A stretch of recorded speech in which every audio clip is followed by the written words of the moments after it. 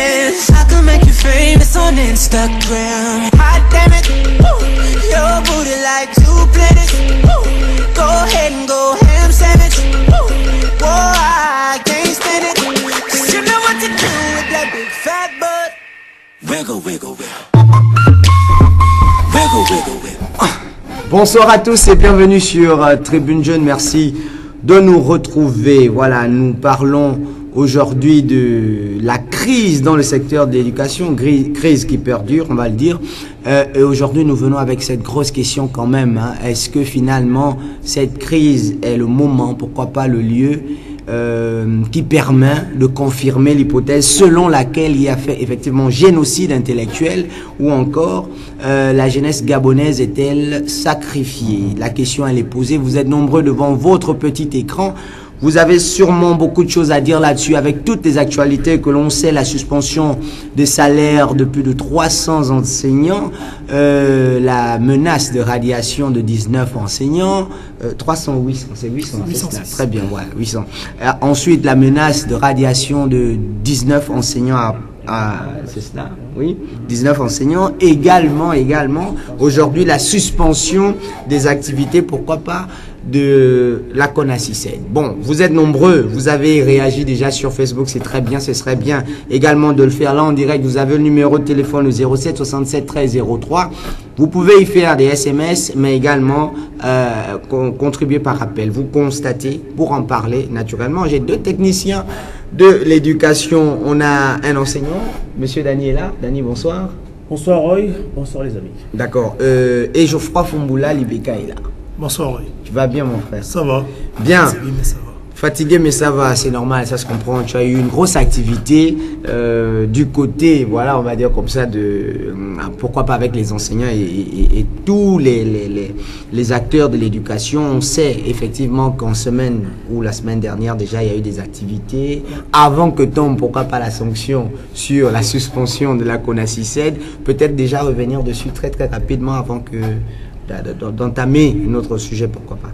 Bah, mais c'est comme on l'a dit au cours de notre déclaration, c'est une sanction qui est prise en violation des textes nationaux, des conventions internationales en matière d'activité de la société civile, mais surtout même dans le cadre du travail. Parce que une organisation, un syndicat ne peut pas être sujette à dissolution par voie administrative, ça c'est connu de tout le monde. Et c'est pour cela que j'ai apprécié la contribution des membres de la société civile lors de son intervention, notamment Marc Ona, qui s'est porté garant au nom de la société civile d'offrir donc au ministre de l'Intérieur, au ministre de la Communication, l'ensemble des textes nationaux et internationaux qui encadrent l'activité de la société civile, parce que leur décision démontre une méconnaissance donc de ces textes. Et d'autre part, la société civile s'est engagée à payer un expert en droit pour former notre ministre de l'Éducation nationale, notre ministre de l'Intérieur, sur la compréhension des textes et des conventions nationales et internationales qui encadrent l'action de la société civile partout dans le monde. Parce que là encore, à travers cette décision, nous avons le sentiment qu'il y a une méconnaissance. Mais ce n'est pas de leur faute. Nous, dans la science infuse, on le met le coup, on met cela sous le coup de l'ignorance. Donc c'est pour cela qu'on s'est engagé à se cotiser pour payer un expert en droit pour gratuitement former nos deux ministres sur la compréhension de ces textes. C'est gratuit. D'accord. Bon, vous comprenez pourquoi je ris sûrement, quoi, voilà. Alors, Dani, aujourd'hui, oui, c'est amusant, mais c'est sérieux aussi. Hein. Non, c'est amusant, Non, on apprend chaque jour. Hein, on apprend chaque jour, effectivement. On apprend chaque jour. Aujourd'hui, je sais qu'on le sait, hein, depuis le 13 mars dernier, je crois les cours ont normalement repris au sein du complexe Léon-Bas. Oui, sinon, sauf erreur, 75%, à 75%. Alors, aujourd'hui, est-ce que effectivement tu retrouves cette envie-là chez les élèves de revenir après toutes ces coupures-là en classe? Ben non. C'est-à-dire, c'est comme si une obligation, c'est-à-dire, bon, je suis obligé d'y aller, il n'y a plus la motivation, et c'est ça, c'est mal, en fait, d'accord? C'est-à-dire, sentir ça, c'est-à-dire, l'élève, bon, je suis obligé, ou on me dépose tous les matins. Bon, l'autre côté, bon, moi je ne suis pas comme beaucoup le salaire, je dois y aller. Avec toutes les menaces qui rendent ce ramadan, ça devient compliqué, en fait.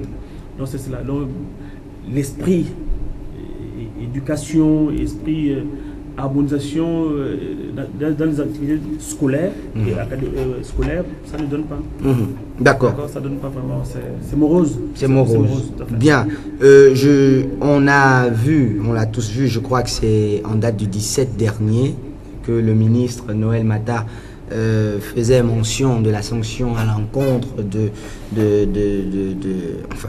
la CONACYCED. On va regarder quand même une réaction à cet effet du président de la dynamique unitaire, monsieur Jean-Rémy Yama. On se retrouve juste derrière.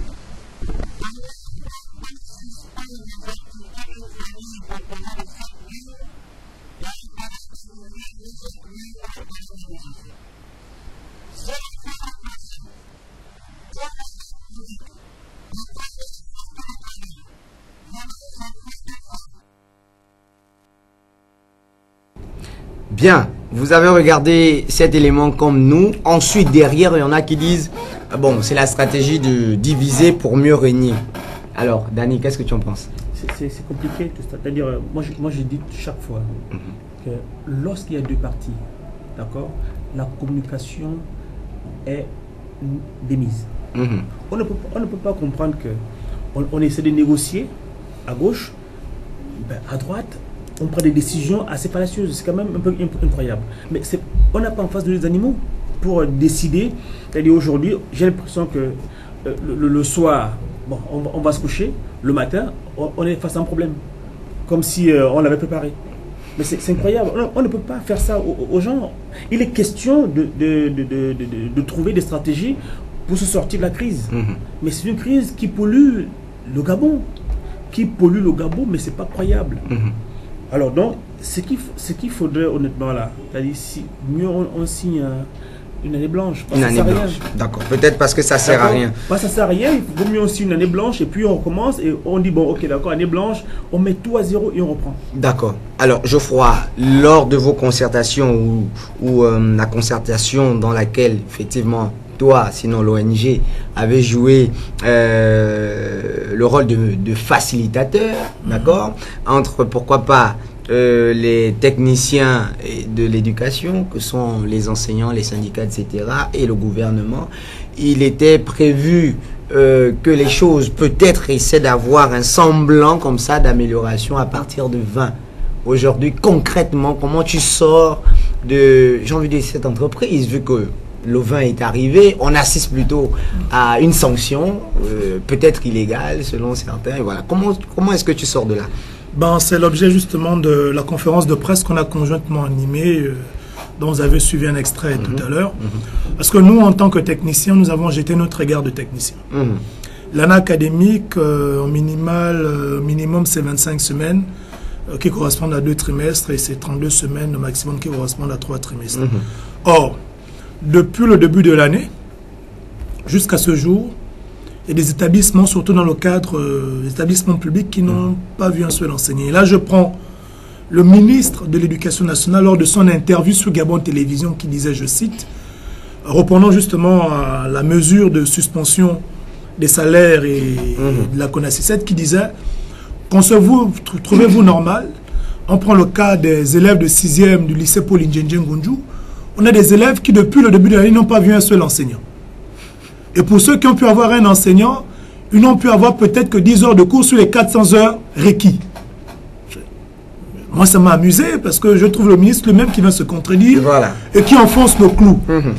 Donc, c'est simplement pour dire que par rapport aux standards internationaux, en termes de validation d'année académique, depuis le 20 mars, nous sommes techniquement en année blanche. Pourquoi?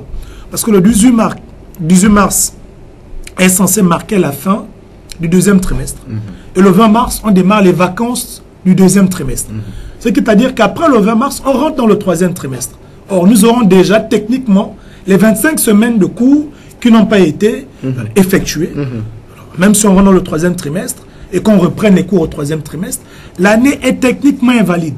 C'est ce que nous avons dit. Nous avons invité justement le gouvernement à prendre ses responsabilités, à s'armer de courage pour pouvoir déclarer l'année blanche et mettre à profit cette année blanche pour trouver des solutions durables pour que plus jamais cela ne se reproduise au Gabon. Maintenant, la balle est dans le camp à la fois du gouvernement, mais également des parents et des enseignants, sans oublier les élèves et les étudiants. Pourquoi est-ce qu'on le dit?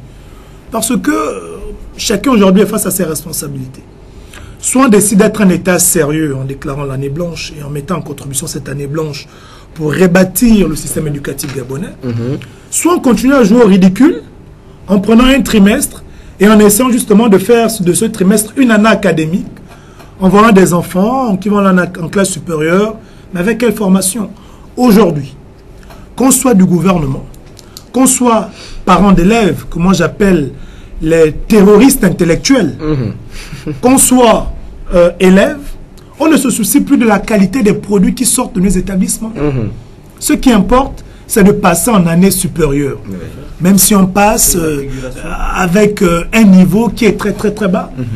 On a l'impression que ça gêne personne. Ça ne gêne plus personne. Effectivement, peut-être dans le même ordre d'idée, on va déjà se rappeler ce bulletin qui a finalement fait le buzz. Bon, on a dit c'est pas un vrai, etc. C'est un bulletin finalement du lycée, non, du CS Jean-Hilaire Obam et Yégué. Voilà, c'est ça, de Nzayon, dans lequel l'élève avait 12 sciences économiques. Voilà, sciences familiales ou un truc comme ça, économie familiale, et voilà. Et puis en EPS, et puis le gars il se retrouve avec 12 de moyenne. Avec tableau d'honneur, avec la mention du principal qui travaille assez bien. Voilà, c'est assez chaud quand même, c'est réellement à ce type de bulletin qu'on risque finalement d'avoir à faire, parce que partout le gars il est classé, enfin il est non classé, voilà.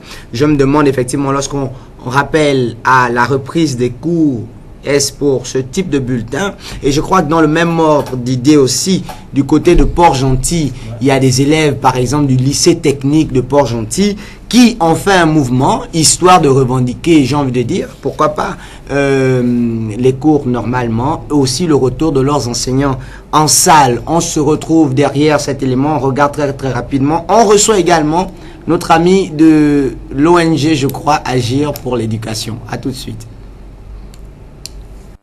Le lycée technique Jean-Fidèle Otando de Port-Gentil souffre cruellement d'un déficit d'enseignants. Cet établissement secondaire professionnel dédié à la formation de l'élite gabonaise, semble ne plus pouvoir remplir ses missions, la difficulté étant croissante au fil du temps. Cette situation mal vécue par les élèves suscite des inquiétudes chez ces derniers. Au premier trimestre, nous n'avons pas été classés dans les matières. Nous sommes en seconde STI au lycée technique, mais en mathématiques, nous ne sommes pas classés. En dessin industriel, nous ne sommes pas classés. Mais nous sommes dans 15 secondes. Nous sommes dans 15 secondes. Nous, vraiment, les moyennes qu'on a eues, ce sont des moyennes assez grotesques, mais nous, on ne les mérite pas.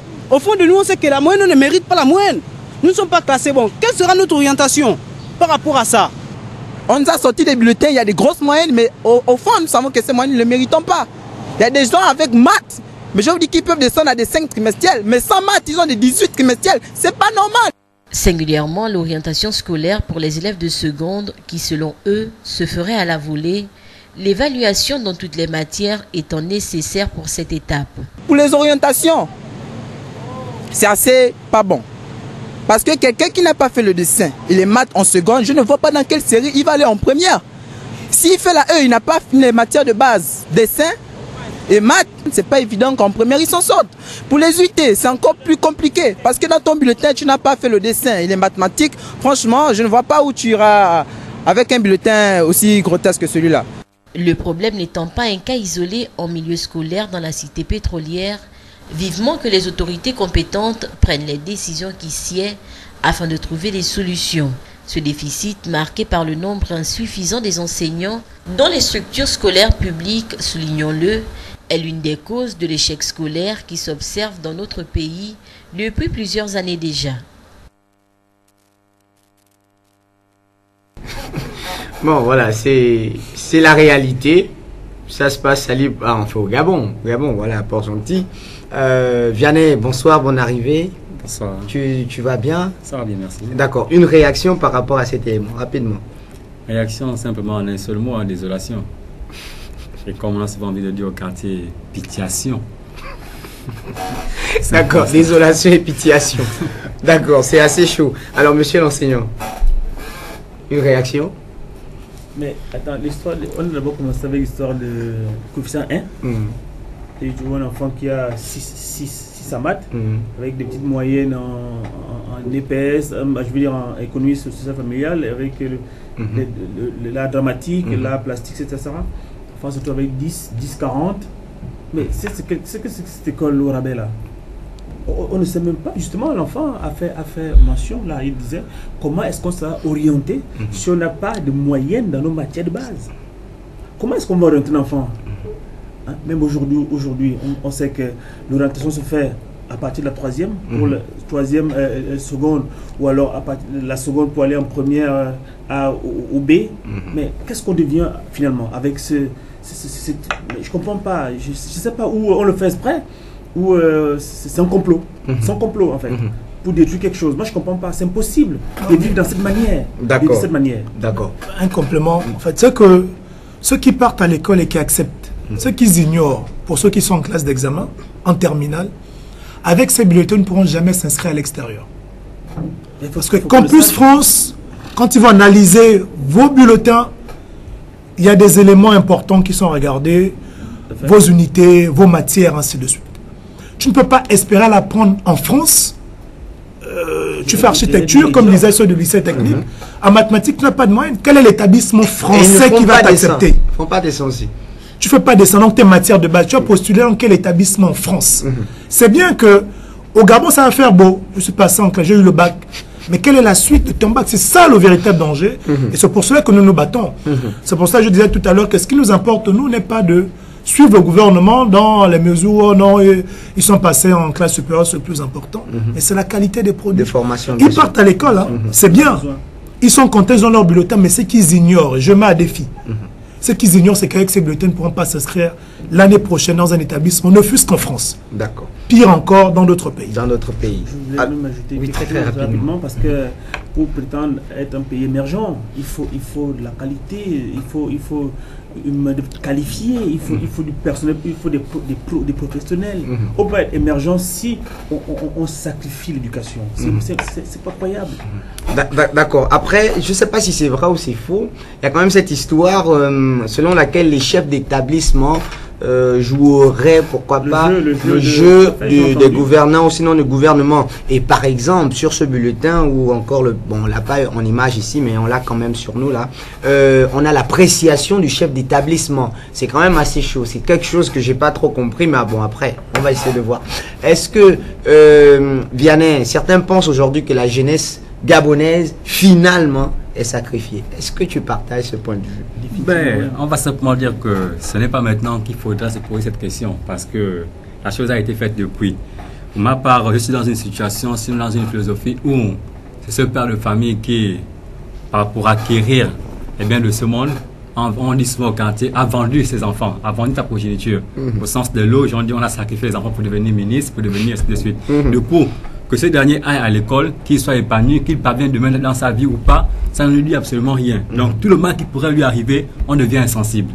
Aujourd'hui, on est dans ce cas de figure-là où l'État gabonais a simplement sacrifié cette jeunesse-là. Par conséquent, tout ce qui est éducation, tout ce qui est son bien-être, on est désormais insensible.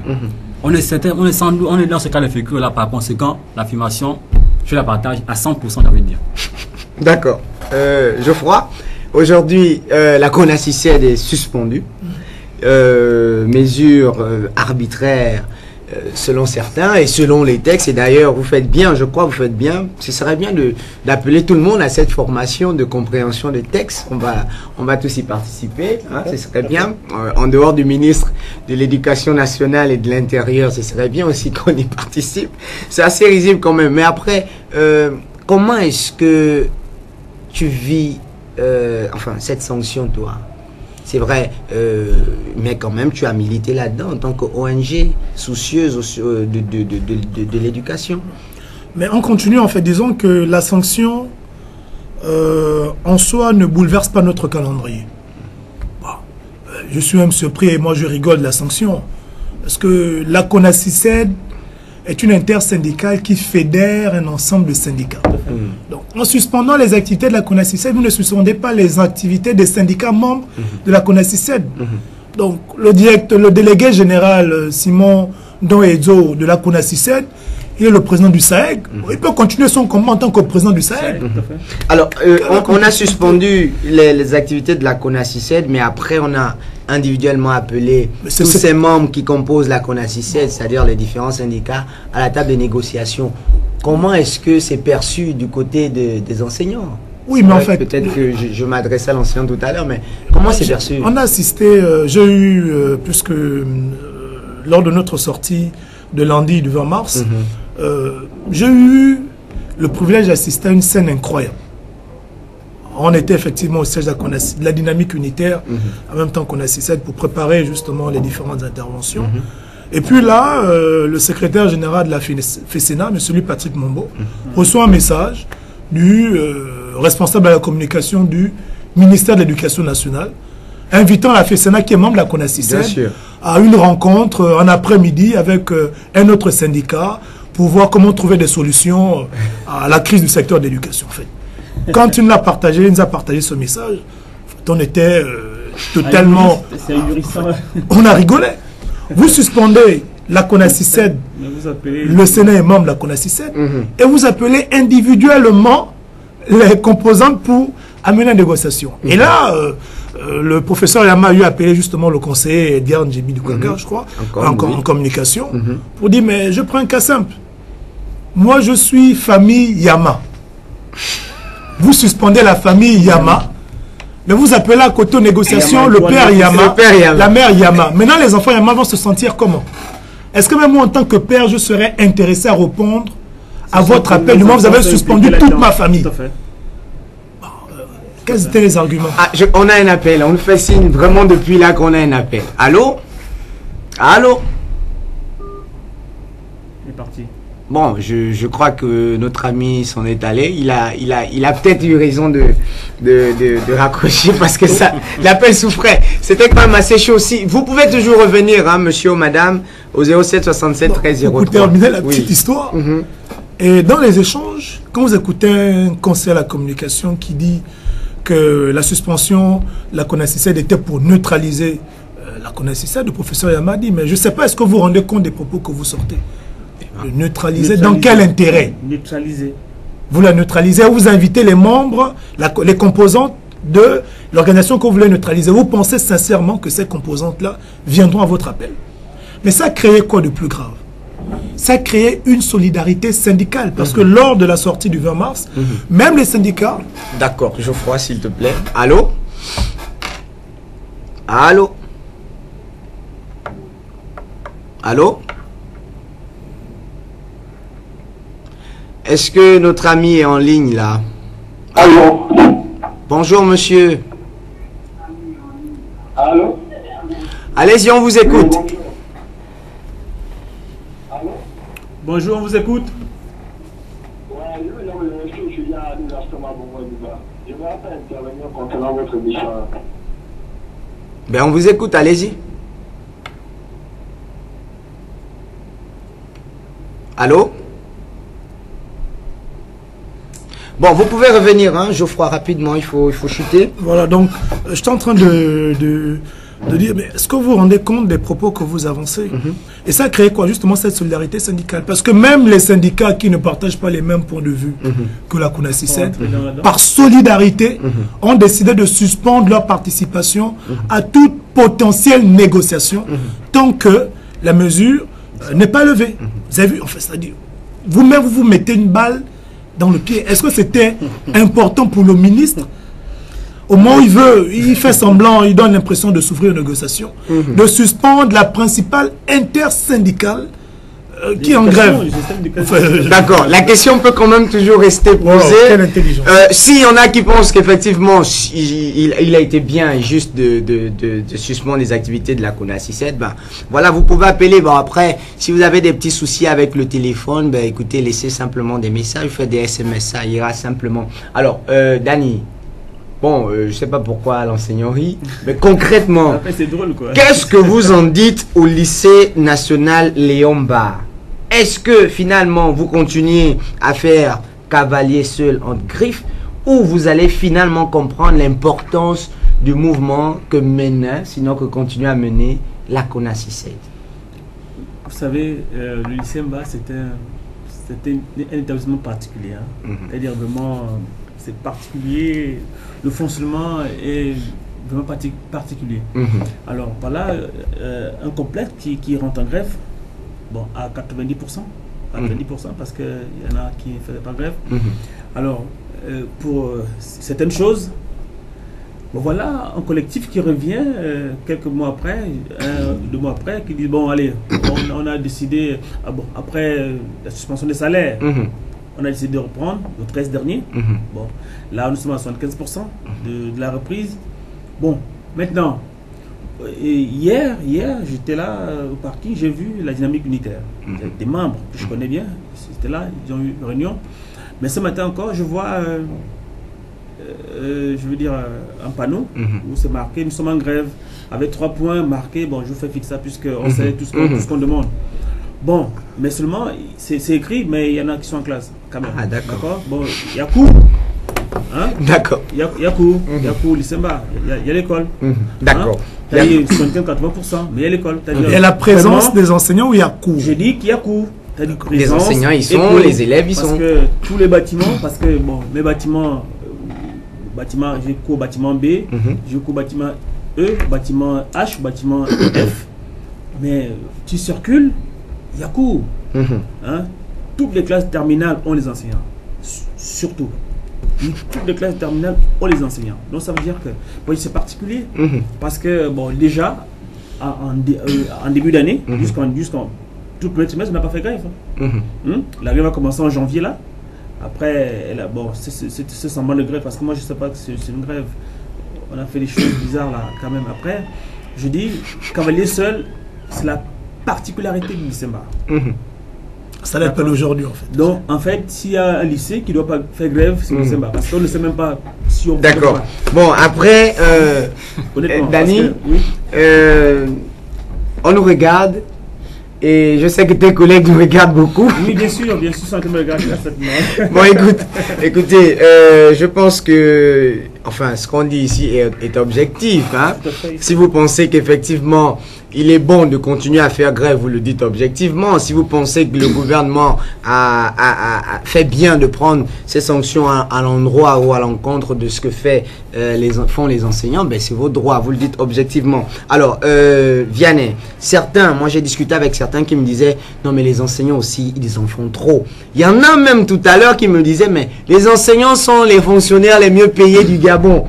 Concrètement, est-ce que tu partages ce point de vue? Bon, je crois que je suis assez bien placé pour prendre cette question par ma position. Peut-être voilà pourquoi je la pose aussi. J'ai envie de dire, entre guillemets, à cheval entre l'étudiant, l'apprenant, et le petit enseignant que je suis, qui pratique déjà, en disant que dans un passé encore récent, j'avais ce discours-là, où je disais, les enseignants en faisaient un peu trop. Ah d'accord. Ben, il y a quelques semaines, j'étais en stage au lycée de Lavani. Je vous dis vraiment, j'ai dit que, est-ce que j'ai encore envie de faire l'enseignement, parce que les conditions de travail, je vous avoue, elles sont compliquées. Et rien que les conditions de travail vous donneraient envie de sacraliser les efforts que les enseignants font actuellement en ce qui concerne l'éducation au Gabon. Parce que rassurez-vous, c'est pas chose facile. Donc quand les enseignants posent des problèmes pour dire que nous voulons les meilleures conditions de travail pour pouvoir atteindre nos objectifs, il ne faudrait pas qu'on dise ils en font un peu trop. Celui qui le dit, c'est que je comprends. Ils n'ont pas en fait expérimenté la situation de l'enseignant. Raison pour laquelle on peut se permettre de pouvoir tenir pareil discours. Ben, essayons le plus qu'une minute d'être un enseignant dans une salle de classe, dans les conditions actuelles. On comprendrait que ces enseignants-là n'en font pas un peu trop. C'est vrai, ils ont des salaires, c'est vrai. Mais en réalité, est-ce que ces salaires-là sont suffisants pour que, lorsqu'un enseignant se fixe un objectif, qu'il soit spécifique ou général, qu'il puisse l'atteindre? Parce que lorsqu'un enseignant rentre en salle de classe, il y a deux objectifs, le spécifique et le général. Si ce n'est pas atteint, quand même il y avait 100 élèves en classe, il n'y a pas eu séquence pédagogique. Comme pour dire que, avec tout ce qu'on fait aujourd'hui, on fait les mouvements, on n'a pas la négociation, et ainsi de suite. Tant que la formation n'aura pas été de qualité, tout ce que l'on peut faire aujourd'hui sera pour du beurre. Contrat pour du beurre. Vraiment. Donc, ils n'en font pas un peu trop. Un peu trop. D'accord. Voilà, c'est simplement ça. Geoffroy, quelqu'un me disait encore, enfin moi je préfère le dire comme ça, hein, quelqu'un me le disait encore là, je crois que le gouvernement aujourd'hui ne doit pas lâcher prise et continuer à sanctionner ceux qui doivent être sanctionnés. Alors, d'un côté, il y en a qui disent que le ministre ne devrait pas le faire, le ministre de l'Intérieur, sous la demande du ministre de l'Éducation nationale. Il y en a qui disent effectivement ils ont bien fait, ils ont bien réagi. Ces gars-là, c'est comme ça qu'on doit les traiter. C'est ce qu'on dit. Hein. Je pense que vous l'entendez aussi souvent. Hein. Rapidement. Oui, vous l'entendez souvent quand même. J'ai envie de dire, l'état actuel des choses, on ne devrait pas faire dans l'intimidation. Parce que les décisions que le ministre, que la tutelle prend, qu'on soit à l'intérieur ou à l'éducation, quel est le résultat? Moi, je me dis qu'on encouragerait le ministère a sanctionné si ces sanctions apportaient du fruit. Mais quel est le résultat? Est-ce que parce qu'on a sanctionné la classe, les cours ont repris? Non. Est-ce que parce qu'on intimide depuis longtemps que la sérénité est de retour? Mais non. Simplement pour dire que vouloir serrer ne va rien résoudre. Il faudrait s'ouvrir au dialogue, communiquer, essayer de mettre à contribution tout le monde, mettre à plat les choses pour dire qu'est-ce qu'on peut faire pour sortir de là, sans pourtant camper sur ces positions. Je viens avec une position, l'autre vient avec la sienne. On fait les concessions, c'est cela, mais aller intimider, prendre les sanctions n'est pas la solution. Je crois. Bon, en fait, c'est ce que je disais tout à l'heure en introduction, la théorie du terrorisme intellectuel. Ce sont les parents d'élèves. Parce qu'aucun parent conscient ne peut réagir de la sorte. Pourquoi? Quel est le parent aujourd'hui qui peut certifier de la qualité de l'enseignement donné à ses enfants, du niveau des enfants qu'il a, si réellement il suit son enfant à la maison? Donc le problème n'est pas les revendications des enseignants. Laissez-moi vous dire que même si on donne aux enseignants présentement l'état actuel, ceux qui veulent comme prime, ce n'est pas ce qui va réduire les effectifs dans les classes. Bien sûr. Et tant qu'il y aura un trop d'effectifs dans les salles de classe, ces enseignants ne pourront jamais donner le meilleur d'eux. Donc il y a une conséquence, il y a un problème qui est bien plus profond. Ceux qui disent que les enseignants en font trop, c'est qu'ils n'ont rien compris à la lutte qui est en train d'être menée. Ce n'est pas une lutte de primes, d'argent. C'est bien au-delà. C'est vrai que l'argent et les primes, encore qu'on le leur doit, c'est le leur. Pourquoi le leur refuser? Encore que c'est bien que l'argent et les primes sont un motif, mais le problème est plus profond. Il est bien plus profond. Le système éducatif est bien plus profond. Il est bien au-dessus en termes de difficultés que les revendications des enseignants. Ces parents, laisse-moi te dire, ce sont des terroristes intellectuels. Ce sont des parents qui ont démissionné. Ce sont des parents qui se débarrassent de leurs enfants. Parce que quand tu es un parent conscient, tu pars déposer ton enfant chaque matin devant un portail, sachant que dans la classe, ils sont plus de 100, sachant que dans la salle de classe, il n'y a pas de table-banc, sachant que dans l'établissement, il n'y a pas d'enseignants parce qu'il y a grève, tu es terroriste intellectuel parce que tu abandonnes ton enfant. Tu es conscient que là où il part, il n'y a aucune issue. Mais tu le déposes tous les matins et tu demandes aux enseignants, venez faire semblant, même s'ils ils sont mis dans la classe, il faut que vous soyez là.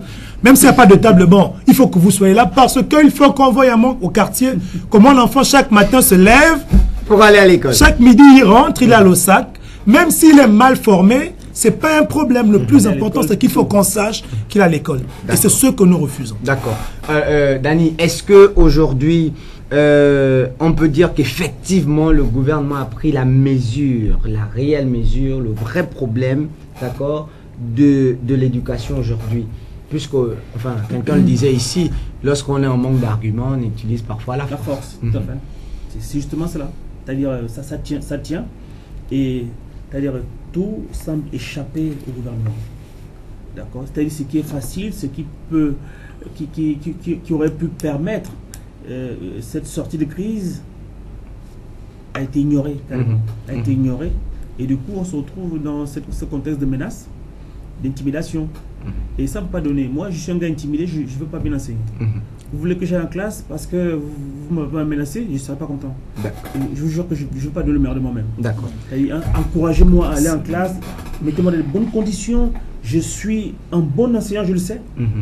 Mais dans de mauvaises conditions, je suis le pire des enseignants. D'accord. D'accord. C'est valable pour tout le monde. C'est-à-dire, et ce n'est même pas que l'éducation nationale, c'est partout. Vous intimidez une personne, je vous jure que le rendement que vous attendez de lui ne sera pas au rendez-vous.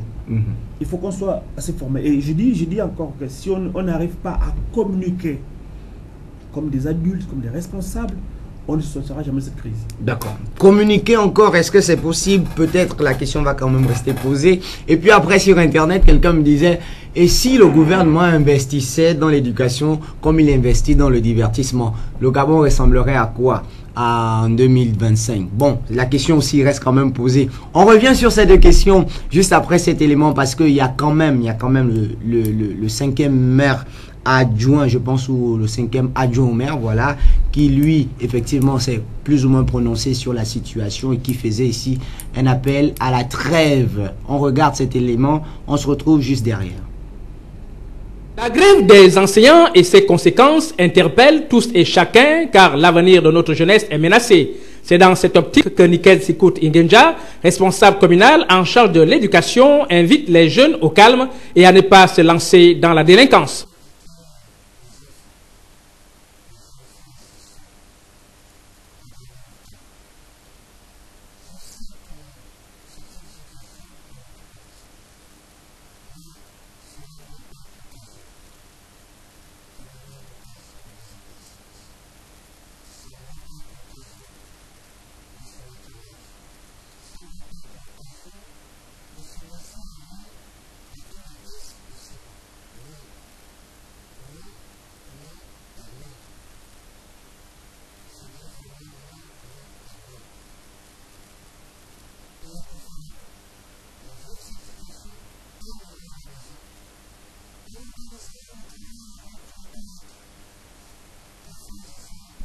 Occasion pour ce dernier d'appeler les enseignants à une trêve. Ils doivent mettre un peu d'eau dans leur vin, histoire de sauver l'année scolaire en cours. Il demande par ailleurs aux dirigeants du pays de donner un signal fort pendant et après le dialogue pour que le secteur éducation retrouve ses lettres de noblesse.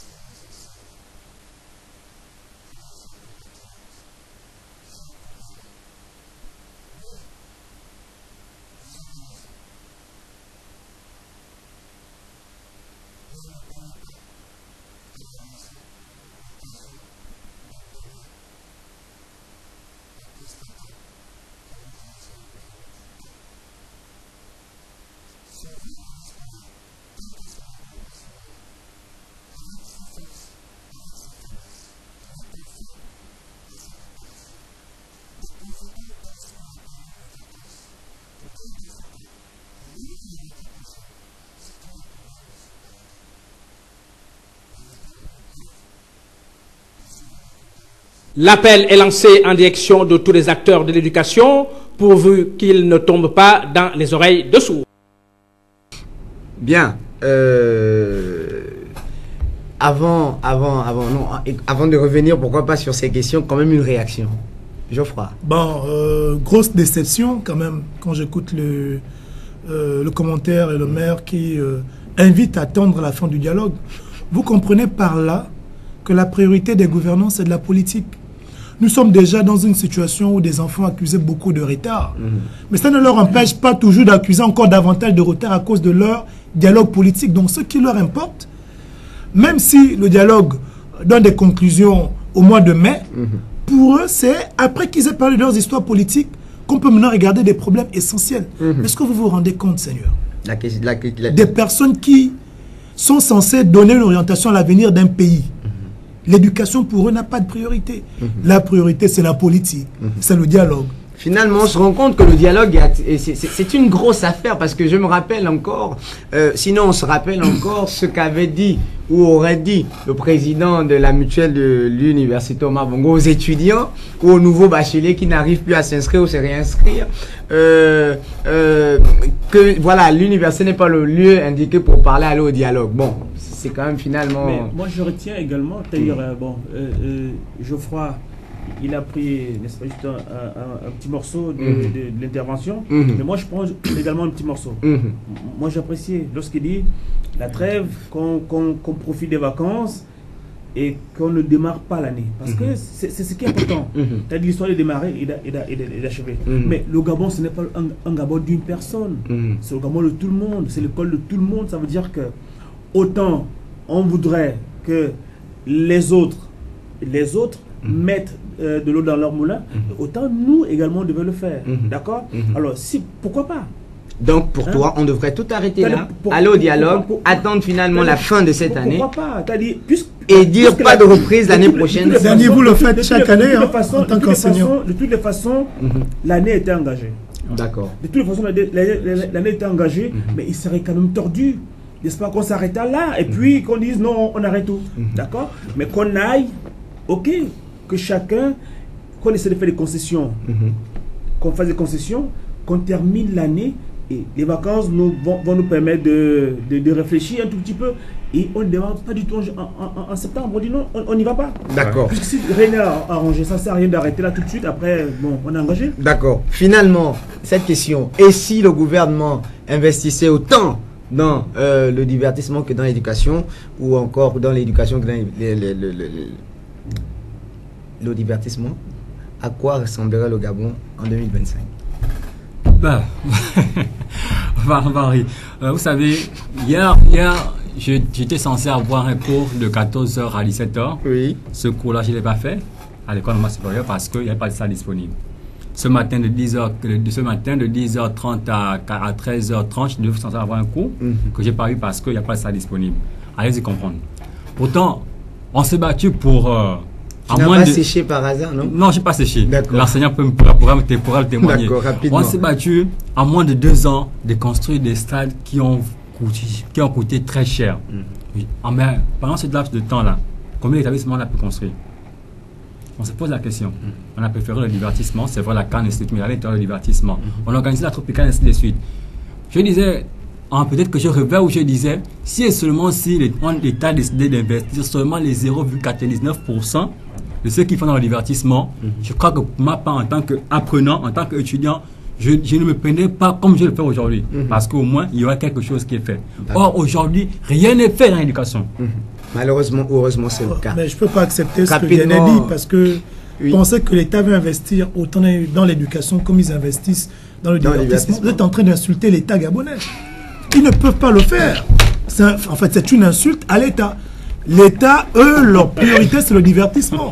Donc, même dans les plus beaux, les rêves les plus fous, je suis sûr qu'ils se sont sentis frustrés en disant, mais est-ce que cela raconte? Ils racontent quoi? Est-ce qu'ils pensent que nous, étant peu investis dans l'éducation, comment on investit dans le divertissement? D'accord, c'est trop demandé en fait. C'est trop demandé. Donc, on va simplement dire merci d'avoir regardé, vraiment désolé pour pour les soucis avec le téléphone. On va regarder les messages et tout ça. Danny était là, effectivement. Il est enseignant. On a aussi un enseignant junior, pourquoi pas ici. Vianney qui vient au compte de l'association Agir pour l'éducation. C'est cela. On a monsieur, pourquoi pas, j'aime le dire comme ça, monsieur Geoffroy Fumbula Libeka, président de l'ONG Educaf. Bon, vous êtes informé de ce qui se passe. Nous, on essaie de faire le peu qu'on sait faire, de la façon la plus objective que l'on peut le faire, voilà. Donc, le débat se continue chez vous. Ne ratez pas la rediffusion de ce dimanche à 10h. Et puis, quand même, je voudrais dire un truc. Il y a des personnes qui m'appellent, je ne sais pas comment ils font pour avoir mon numéro, si c'est des menaces ou des quoi. Non, écoutez les gars, on a passé le temps de tout ça, d'accord? On est là pour dire des choses bien parce qu'on est responsable. Le Gabon ne vous appartient pas à vous seulement, mais à nous aussi. Donc, si vraiment, bon, vous avez du crédit pour le faire, mais tout le temps, je vous dirai toujours ce que je vous dis. Voilà, donc on se donne rendez-vous pour mercredi prochain, même heure, sans doute avec une autre bonne thématique qui concerne, pourquoi pas, l'avenir de ce pays. À très bientôt. Wiggle, wiggle. Wiggle, wiggle, wiggle. Wiggle, wiggle, wiggle. Just a little bit of patty cake with no hands. Got me in this club making wedding plans. If I take pictures while you do your dance, I could make you famous on Instagram. Hot damn it, woo. Your booty like 2 planets. Woo. Go ahead and go ham sandwich. Woo. Whoa, I can't stand it. 'Cause you know what to do with that big fat butt. Wiggle, wiggle, wiggle. Wiggle, wiggle, wiggle.